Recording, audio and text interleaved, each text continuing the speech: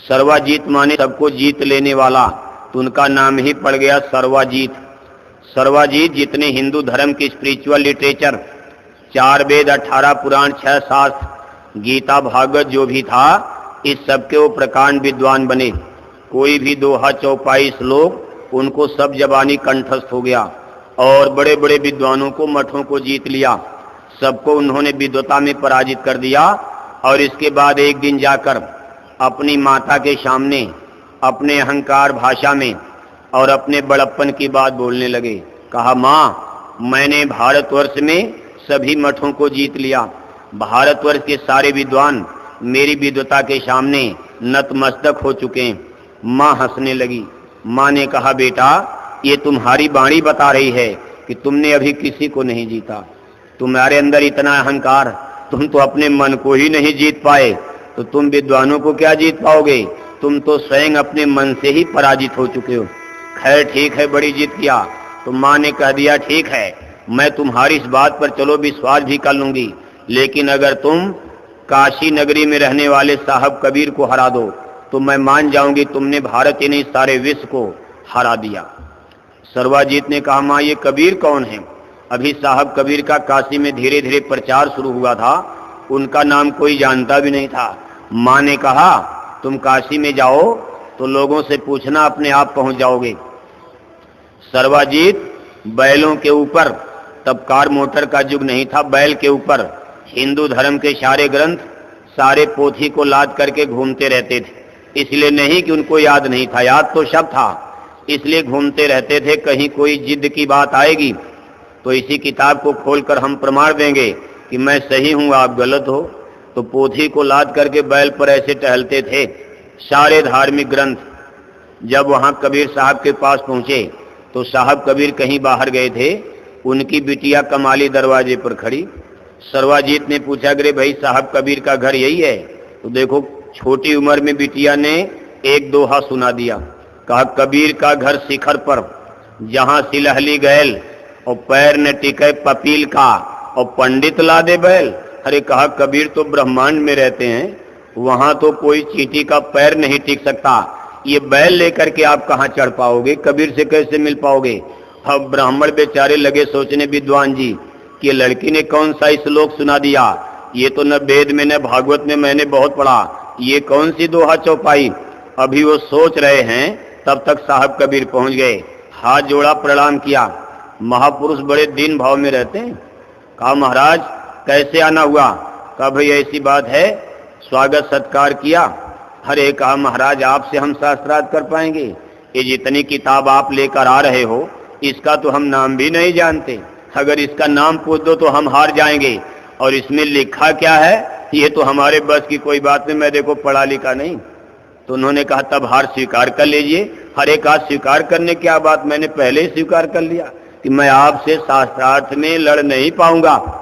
तो सर्वाजीत ने कहा, लेकिन मेरी माँ को कैसे विश्वास होगा?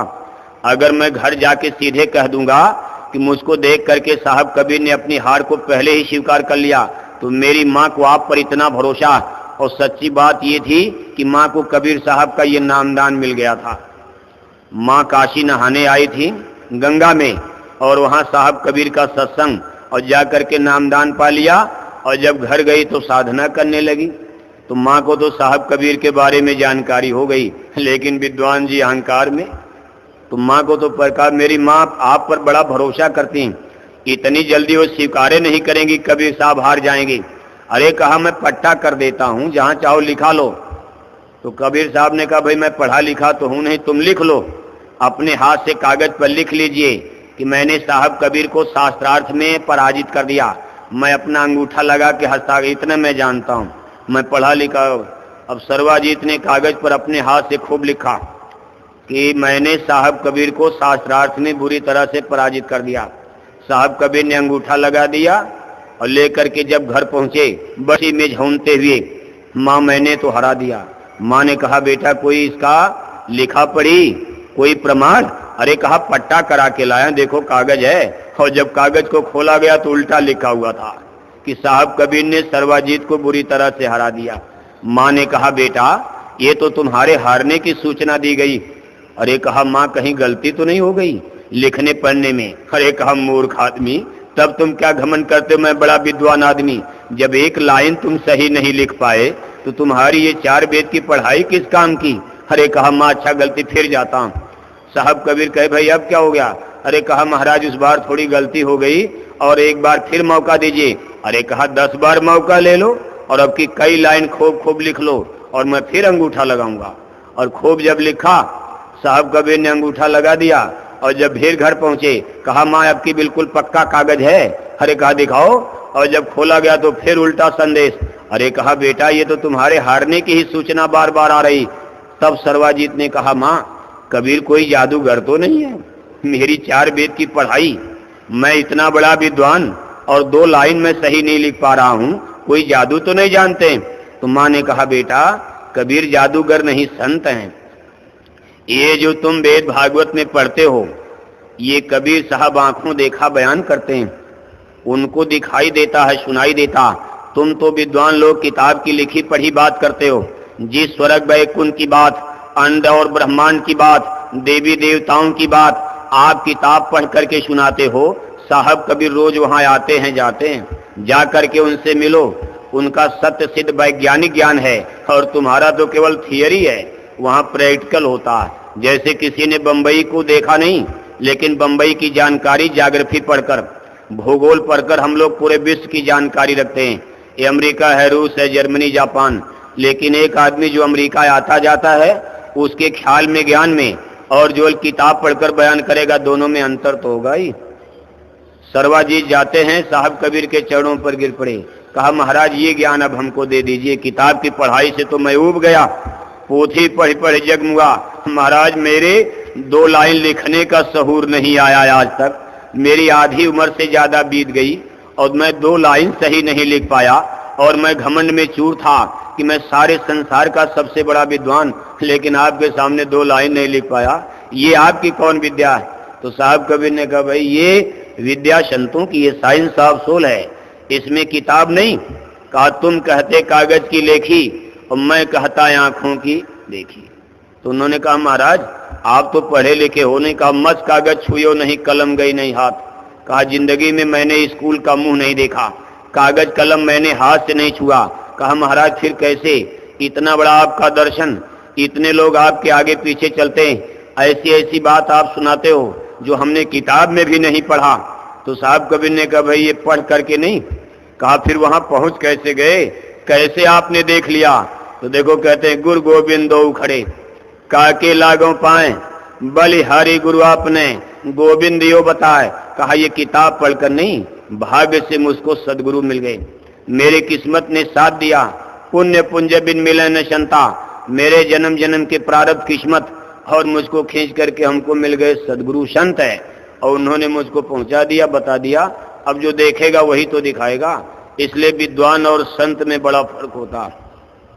ये परिवर्तन जो आप देख रहे हो इतना बड़ा हिंदुस्तान में, ये कोई इंटेलेक्चुअल नहीं है। बुद्धि से लाख आप समझाते रहो, लंबे लंबे भाषण दे, कोई हमारी आपकी सुनता। लेकिन गुरु महाराज ने 2 लाइन, कोई बहुत लंबा चौड़ा नहीं, 2 लाइन में देखो बस लोग लट्टू हो गए, फिदा हो गए। बड़े बड़े IAS PCS इंजीनियर और डॉक्टर और आकर के चरणों में सीधा करने लगे। जो कभी कहते थे god is nothing, there is no existence of god, हम धर्म उर्म नहीं मानते, ये सब चीजें जो बिल्कुल इंटेलेक्चुअल एकदम भौतिकवादी, लेकिन आज देखो वो भी माला पकड़ लिए। ये मामूली चीज आप समझ रहे हो, पढ़े लिखे लोगों को माला पकड़ा देना इस संसार में मामूली चीज है। पढ़ा लिखा आदमी जितने ज्यादा संसार में हमारा विस्तार, ये तो नीचे गिरना है, इस भौतिकता में गिरने का मतलब ईश्वर से दूर। जितना ही संसार का आडंबर पाखंड, जितना ही संसार और संसार के साजो सामान हमारे आगे पीछे बढ़ते जाएंगे, उतना ही हम ईश्वर से दूर होते जाते हैं। वहां भौतिकता की अंधी दौड़ में ऐसा अज्ञान का पर्दा पड़ जाता है कि ये अध्यात्मवाद, आत्मा परमात्मा की चीज तब ये सही समझ में नहीं आती। लेकिन यह है कि गुरु महाराज ने देखो ऐसे ऐसे लोगों को भी इस डगर में लगा दिया और भाग्य ने खींच करके यहाँ हमको आपको पहुंचा दिया। तो हम सब लोग परम भाग्यशाली, जैसे जैसे भी हों, आज भले भले बुरे हों, लेकिन कोई बात तो जरूर है, आपसे ज्यादा चतुर चालाक पढ़े लिखे आपके गांव में, लेकिन गुरु महाराज के ज्ञान के चुंबक ने उनको आकर्षित नहीं किया। लेकिन सबके बीच से आपको खींच करके, आप जंगल में थे, पहाड़ में थे, कोई बंबई में था, कोई महाराष्ट्र, कोई गुजरात, कोई बिहार, कोई पंजाब। आपको क्या पता हमारे गुरु महाराज मथुरा रहते हैं। यहाँ से मथुरा की दूरी 2000-2500 किलोमीटर दूरी पर आपका गांव, और 2500 किलोमीटर के बीच में बड़े बड़े ज्ञानी, बड़े बड़े विज्ञानी, बड़े बड़े मठ, बड़े बड़े गुरु और सब लोग। आप तो कहीं अटक सकते थे। हमारे आपके लिए तो पीपल पाकड़ की पूजा ही बहुत थी। कहीं पीपल की पूजा, कहीं पाकड़ की पूजा, कहीं महुआ की पूजा, कहीं ये पूजा, कहीं कांकड़ की पूजा, कहीं पातर, कहीं अटक सकते थे। पूजा का मतलब हम समझते ही क्या थे? हम सब लोग कुछ नहीं जानते थे। भूल भरम में हम सब लोग फंसे थे। अगर कोई थोड़ा सा चमत्कार दिखा दिया होता तो हम लोग उसी के चेला बन जाते। जब पीपल पाकड़ में भगवान खोजने में हमारी श्रद्धा, अगर आपके सामने कोई पानी बरसा देता, आसमान से मिठाई मंगा के खिला देता, तो ये चेला बनने में देरी थी। लेकिन किस्मत ने आपको घसीटते हुए और देखो मथुरा पहुंचा दिया। ये आपकी किस्मत है। महापुरुष अपने शिष्य को खूब जानते हैं। चेला को तो नहीं पता कि मेरा गुरु कौन बनेगा, लेकिन गुरु को पता है कि मेरा चेला कौन कौन बनेगा, कौन उड़ीसा में बनेगा, कौन पंजाब में बनेगा, क्योंकि सब पर उनकी मुहर लगी होती। सभी जीवात्माओं का अलग अलग अंक होता, सबके अलग अलग बही खाते होते हैं। इसको खगोल करके वो देखते हैं कि किसके उद्धार का वक्त करीब आ गया, किसको सफलता मिल सकती, कौन परमार्थी डगर पर चल सकता। जीवात्माएं तो सब उन्हीं की, लेकिन कैटेगरी तो बन गई। जन्म जन्म के कर्मों ने इस पर चादर और हिमालय की तरह से बोझा, कैटेगरी इसी की बनी। ये पाप और पुण्य, इस संसार जगत में कर्मों के और कर्जे ये जो लत्ते गए, यही जीवात्माओं में कैटेगरी। नहीं तो जीवात्मा की तो एक ही कैटेगरी है। ये सारी जीवात्माएं प्रभु की, एक ही स्वामी की। और ऐसा नहीं है कि आपको पकड़ लिया तो आप पर ज्यादा दया और उन पर दया नहीं। दया तो सब पर, सबके लिए उनको दर्द है, सबके लिए उनको पीड़ा है, कष्ट है। तब तो मृत्यु लोक में अपने अमर लोक का सुख छोड़ करके देखो जंगल जंगल में आ जा करके धरती पर और इस तरह से ठोकर खा रहे हैं, अपना खून पसीना जला रहे हैं, हमारे आपके लिए बीमार हो जा रहे हैं। ये मामूली नियामत है। अगर ऐसा न होता तो कभी हम लोग निकल पाते? कोई ऋषि मुनि महर्षि, कोई ज्ञानी ध्यानी जोगी जोगेश्वर भी मिल जाता गुरु के नाम पर। कोई इस काल जाल से हमको आपको नहीं निकाल सकता। अगर ये स्वयं धरती पर हमारे आपके लिए अवतार लेकर न आते तो इस संसार से अब कोई निकल नहीं सकता, क्योंकि सब लोग काल की परिधि में हैं, सब लोग काल के दायरे में आ गए। कहा बड़े बड़े ऋषि मुनि महर्षि भी भटक भटक सब भटका खाया, संतन बिन कोई राह न पाया। बिना संत सदगुरु, बिना ऐसे महापुरुषों के इस काल जाल से कोई न निकल सकता, न हमको आप जब खुद ही नहीं निकल सकता तो हमको आपको कोई क्या निकालेगा। इसलिए बड़ी किस्मत। तो देखो महापुरुष और अपनी जीवात्मा। एक दृष्टांत आता है, आप देखते हो डेरा ब्यास पंजाब, यानी वहाँ सावन सिंह जी महाराज जो अपने जमाने में फौज में एग्जीक्यूटिव इंजीनियर थे, अच्छी खासी उनको तनख्वाह मिलती थी। उस जमाने का 100-200 रुपया आज वो लाखों रुपए में बैठेगा। उस समय हिंदुस्तानी आदमी इतने बड़े पोस्ट पर कोई जल्दी पहुंचता नहीं था, लेकिन पढ़े लिखे आदमी, जात के सिख सरदार और ये फौज में एग्जीक्यूटिव इंजीनियर अंग्रेजी हुकूमत ने। उस समय डेरा ब्यास में वहाँ के गुरु थे बाबा जयमल सिंह। ये आगरे वाले राधा स्वामी जी महाराज के परम शिष्य हुए हैं और इन्हीं के शिष्य। लेकिन देखो दया हो गई, कृपा हो गई, गुरु महाराज के आदेश में जाकर के वहाँ डेरा आश्रम बना लिया अमृतसर ब्यास नदी के किनारे। बाबा जयमल सिंह ने एक दिन अपनी परम सेविका रुको जी से कहा कि आज हमको एक यात्रा करनी, तैयार हो जाओ, हम चलने वाले हैं। बाबा जयमल सिंह उनको लेकर के निकल पड़े। एक जगह है कोहमरी, मरी पहाड़। अब ये जगह पाकिस्तान में पड़ गई है बंटवारे के बाद। बाबा जयमल सिंह आगे आगे और उनके पीछे पीछे रुक्को देवी। अब पहाड़ पर ऐसे धीरे धीरे चढ़ने लगे, पहाड़ी रास्ता। तब तक 6 फुट के लंबे तगड़े जवान, सूट बूट टाई कोट बांधे और सर पर पगड़ी और दाढ़ी रखे और बिल्कुल नौजवान, नई उम्र, पहाड़ से नीचे उतर करके अपने दफ्तर जा रहे थे। यही सावन सिंह जी महाराज थे। पहाड़ से नीचे उतर कर, उस समय कार मोटर तो था नहीं, उन लोगों को चलने के लिए घोड़ा मिलता था। ऐसे पहाड़ से नीचे उतर करके अपने दफ्तर जा रहे और बाबा जयमल सिंह यानी गुरु महाराज रुक्को जी को लेकर के पहाड़ पर ऐसे सीधे चढ़ रहे हैं। जब ये उनको क्रॉस कर गए तो बाबा जयमल सिंह ने पीछे मुड़ करके कहा रुक्को जी से, रुक्को यानी बीबी रुक्को, वहां जैसे हम लोग सत्संगी भाई बहन कहते हैं, ऐसे पंजाब में बीबी कहा जाता। अपने उत्तर प्रदेश में बीबी का मतलब तो उल्टा हो जाएगा। तो वहां बीबी रुक्को यानी बहन, उन्होंने कहा उनका एक संकेत होता, टाइटल होती। कहा देखो तुम अब मेरे आने का कारण समझ गई मैं कहाँ जा रहा हूँ। तो बीबी रुक्को ने कहा हुजूर आपकी मौज का हमको क्या पता, आपकी मौज को तो ब्रह्मांड में कोई नहीं, हम क्या जान पाएंगे। अरे जो आपका हुक्म हम पीछे पीछे चल रहे, आप जहाँ जाओगे पीछे पीछे हम चलेंगे। कहा देखो मैं इसी नौजवान सिख के लिए यहाँ आया हूँ। तो बीबी रुक्को को बड़ा ताज्जुब हुआ। कहा गुरुजी इसने तो आपको प्रणाम भी नहीं किया, कोई न परिचय न कोई परिचय, और आप कह रहे हो कि मैं इसके लिए यहाँ आया हूँ, इसने तो आपको सलामी भी नहीं दागी। तो बाबा जयमल सिंह ने कहा इस बेचारे को क्या पता है कि ये मेरे गुरु महाराज हैं, लेकिन याद रखो परसों ये मेरा चेला बन जाएगा। इसका मुहूर्त परसों का है, हर चीज का मुहूर्त होता। ये नाम ऐसे नहीं मिलता जैसे तैसे, सदगुरु का मिलना, नाम का मिलना, ये मुहूर्त होता। और ये जीवन की सबसे महानतम घटना और ये सबसे बड़ी दौलत है। संसार सारा मिल जाए ये कुछ नहीं, अब इसके बाद कुछ पाना शेष नहीं रह जाता। जिसको ये 5 नाम का रास्ता मिल गया उसको संसार में कुछ मांगना ही नहीं चाहिए। लेकिन हमारी गंदी आदत, हम लोग देखो आज गुरु महाराज से जहाँ इतनी बड़ी दौलत मिल गई, जाने अनजाने आपकी झोली में हीरा मिल गया, अब आप कहते हो मूली दे दो, गाजर दे दो, सब्जी दे दो। हीरा की दुकान पर सब्जी मांगने लगे, मूली गाजर मांगने लगे। अरे ये चीज तो आपको पहले से ही मिली है, ये तो माया का खेल है, ये माया की झोली में है। बेटा बेटी धन दौलत रुपया पैसा, इसी में तो जीव को फंसा दिया। मांगो और देने को तैयार है, आपको तो और देगी, क्योंकि माया को पता ये निकलने जा रहे हैं। तो काल ने अजब जगत भर माया, छोरद ग्रंथि जान खगराया, बिघन अनेक करे तब माया, रिद्ध सिद्ध प्रेरे बो भाई। अगर आप मांगो तो आपको तो और ज्यादा देगी। भाई ये तो हमारे बंधन से निकल रहे, इनको और ज्यादा दे दो, और ज्यादा दे दो। तो गुरु महाराज को देखो वहां भी बचाना पड़ता कि कहीं इतना ज्यादा मिल जाए कि कहीं ये छोड़ के भागी जाए उल्टा पलटा, और कहीं और बंधन में फंस जाए तो मामूली दिक्कतें। तो देखो इतनी बड़ी दौलत, कहा ये परसों मेरा चेला बनेगा। अब देखो तो चले गए दफ्तर और गुरुजी गए शाम को धर्मशाला में, वहां सत्संग शुरू किया। संजोग देखो इसी को विधिलेख कहते हैं।